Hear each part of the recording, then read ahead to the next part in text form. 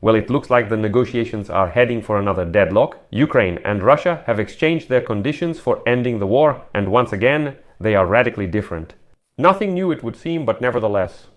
After Trump's talks with Zelensky and European leaders, and against the backdrop of preparations for a Trump-Putin meeting in Alaska, more and more radical positions are being voiced both from Russia and from Ukraine and Europe. Regarding the conditions under which a ceasefire and an end to Russia's war against Ukraine might occur, Europe and Ukraine have outlined 5 main principles to Trump. By adhering to these principles, Ukraine is ready to negotiate with the Kremlin, as well as the terms of how and when Ukraine is prepared to end the war. Zelensky said the Ukrainian armed forces will never leave Donbas, calling it a taboo. But the brazen Russians have already stated that all rumors about Putin supposedly being ready to exchange territories are no longer relevant. Now the Ministry of Foreign Affairs of the Russian Federation states that their positions have remained unchanged since 2024, and Putin will demand the withdrawal of the armed forces of Ukraine from the 4 regions, Donetsk, Luhansk, Zaporizhzhia and Kherson. In response to this, Trump threatens very serious consequences if Putin does not agree to stop the war. Let's break down all these positions in this episode. My name is Pechy. Today is August 13th. Let's go through everything step by step. But before we start, I ask you to subscribe to the channel, leave a like, write any comment, and be sure to subscribe to my Telegram channel, Pechy News. The link to it is in the description of this video. There we publish breaking news as it comes in. Bye. So today the Russians once again brazenly decided to spit in Donald Trump's face on the eve of the meeting in Alaska. Today, the spokesperson for the Ministry of Foreign Affairs of the Russian Federation, Alexei Fadeev, stated that Putin will not give up the seizure of 4 regions of Ukraine and will demand that the Ukrainian armed forces withdraw not only from Donbas, but also from the Kherson and Zaporizhzhia regions. Quote from Fadeev: "The territorial structure of the Russian Federation is enshrined in the constitution of our country." That says it all.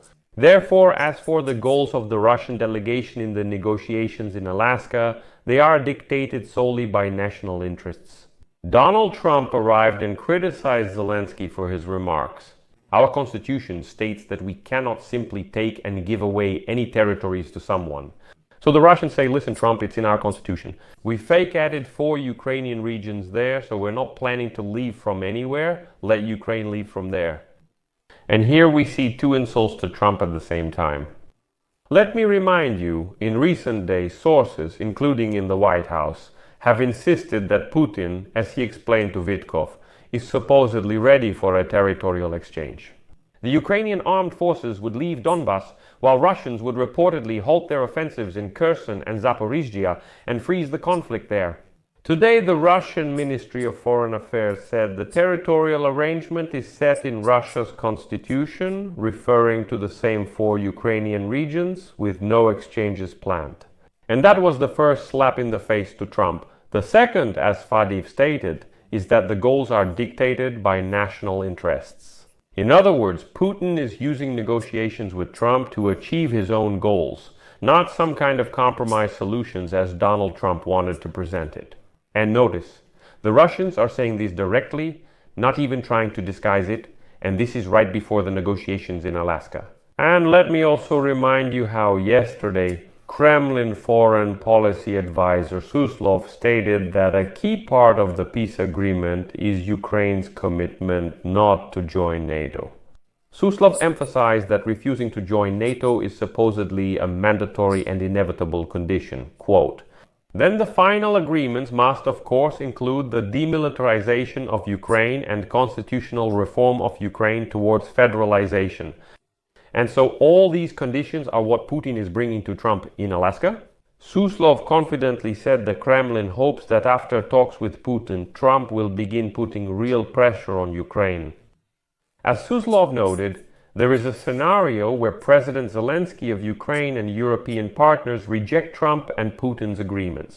And then, according to the Russians, Trump completely stops all military aid to Kyiv and even stops selling weapons to the Europeans so that they can transfer them to Ukraine. Although, today Axios reports that Trump will continue to sell weapons to NATO countries for Ukraine, even if diplomatic efforts in Alaska fail.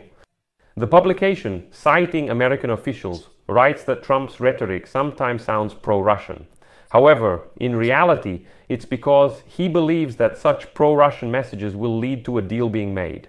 Nevertheless, he is still angry at Putin, and he stated that he does not intend to stop selling weapons to NATO countries for Ukraine. At the same time, the European side presented 5 principles to the United States president that they are ready to accept. First, Ukraine must be present at the table for any future meetings with Putin. Second, a ceasefire must be the first step before the start of any negotiations. Third, recognizing Ukrainian territories occupied by Russia is non-negotiable. Fourth, Ukrainian forces must have the ability to freely defend the sovereignty of their country with the support of Europe and, if necessary, European troops. Fifth, broader negotiations should become part of a common transatlantic strategy based on supporting Ukraine and putting pressure on Russia. And here, the Chancellor of Germany, Friedrich Merz, added on this matter that if there is no movement from the Russian side during the negotiations in Alaska on Friday, then the United States and Europeans will have to increase pressure on Moscow. In addition, according to Politico, Ukraine has 5 main demands as part of a future settlement of the war, and Ukraine is not going to back down from these demands, which it has already informed Donald Trump about. The Politico article states that this is about a lasting ceasefire before any territorial concessions, meaning not just a ceasefire, but a lasting truce. We observe, then decide whether to make territorial concessions. Second, compensation from the Russian Federation for the damage caused to Ukraine, ranging from $500 billion to $1 trillion. Security guarantees, of course, and maintaining sanctions against the Russian Federation. And fifth, the return of prisoners of war and children.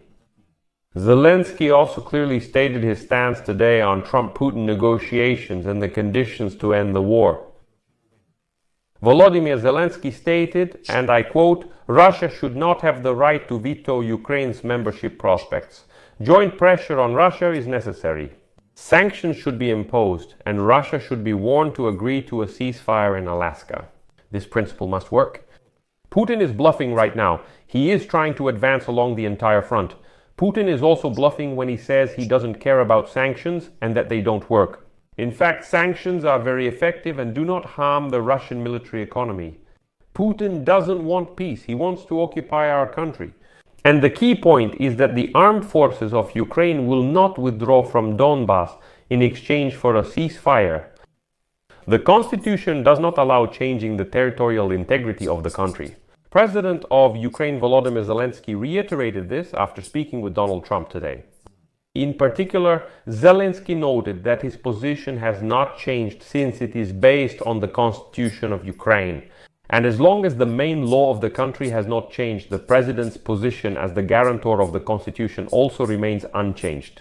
Quote from Zelensky: "Today we discussed these issues as well. Undoubtedly, these are very complex issues.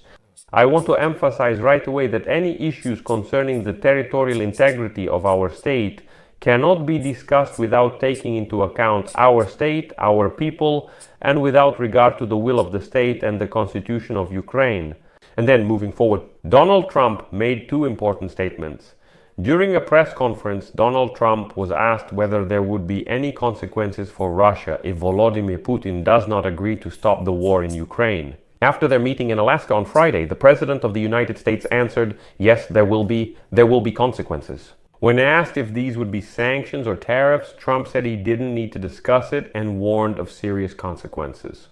Well, and now, moving on. Trump is asked if he thinks he can convince Putin to stop attacking peaceful civilians in Ukraine, and Trump answers no, because he has already asked Putin about this before, but it didn't happen.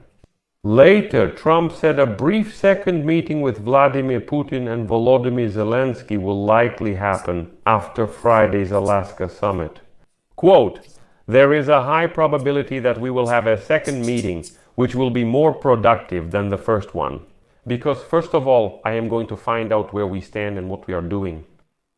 Trump stated that if the first meeting with Putin on Friday goes well, then there will be a quick second meeting between Putin and Zelensky.